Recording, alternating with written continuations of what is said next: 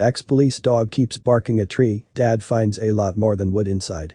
Suddenly his ears perked up and his nose dropped. Smith had never seen him act like this before. He knew he was onto something big. His paws dug firmly into the ground. He wouldn't move. He knew he had to investigate the tree, but he also knew this wasn't going to be pretty. His heart raced as he broke the tree apart. He couldn't believe what he was seeing. It was love at first sight when the Smith saw retired police dog, Kyle. He had just finished 8 years of service and was ready to spend the rest of his days in a new and loving home. Smith loved taking Kyle out for walks. They often ventured through woodlands where Kyle would chase squirrels to his heart's content. But that's not all he was interested in.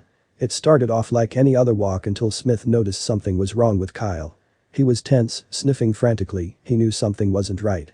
The Smiths were Kyle's third adoptive family.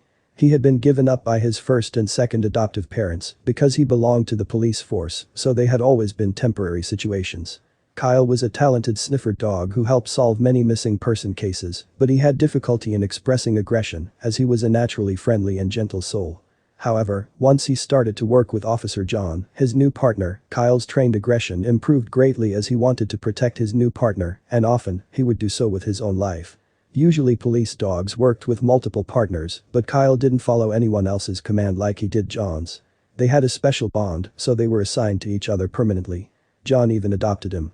But when Kyle retired, John wished he could keep him, but he worked too often. He couldn't give him the attention he needed in his retirement.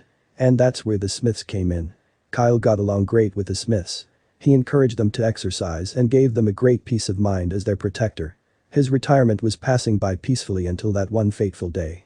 The Smiths' house was situated in the countryside around acres of woodland close by. It was every dog's dream.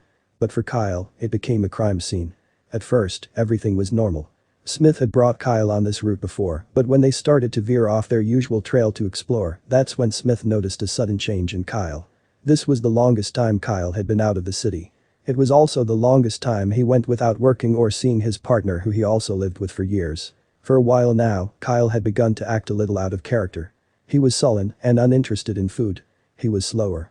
But on this walk, he suddenly perked his ears up and Smith saw Kyle for the first time as the police dog he used to be. His training kicked in as he sniffed frantically, following a trail that led him to a tree. Smith called him back but he wouldn't come. Instead he lay down. Smith called him again, but it was no use. Kyle looked frozen. Smith wasn't sure what to do so he called John, Kyle's ex-partner. John explained that Kyle was trained to do this if he picked up a scent that was out of the ordinary or presented danger. He told Smith to investigate the tree, but to make careful as it could be dangerous. Is it drugs? Smith thought. No, what he'd find was so much worse. As Smith approached the tree, he saw that the bark was loose. Kyle began to bark, feeling encouraged. He braced himself and peeled it back. He jumped back and called John immediately with shaking hands. It wasn't drugs. Smith tells John what he saw. Alarmed, John and his team of investigators arrive at the scene shortly afterwards. Kyle awaits his follow-up command. But as soon as he sees the familiar side of the cruisers, Kyle can't contain his excitement. He runs toward John to a reunion that would drive you to tears. But with a serious matter to attend to, John soon made his way to the tree. He pulls back the tree bark. His heart races as Kyle urges him on with his barking.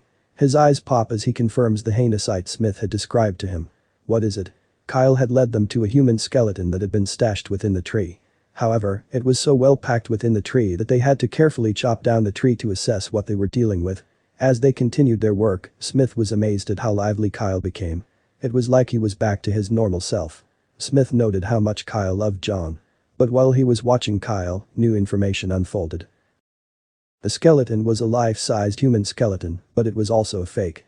Someone must have planted it as a Halloween scare prank within the tree bark and forgot about it. They laugh in relief, but what they couldn't understand is why Kyle would alert them to a situation like this.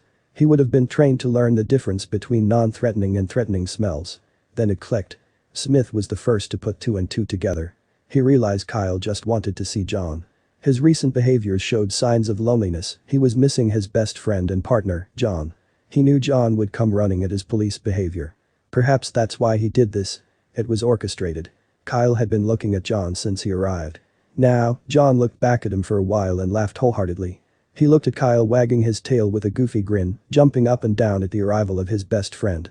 John felt a sudden pain of guilt and heartache, but knew he had made the right decision with Smith by his side, petting him and laughing along with the ruckus he caused.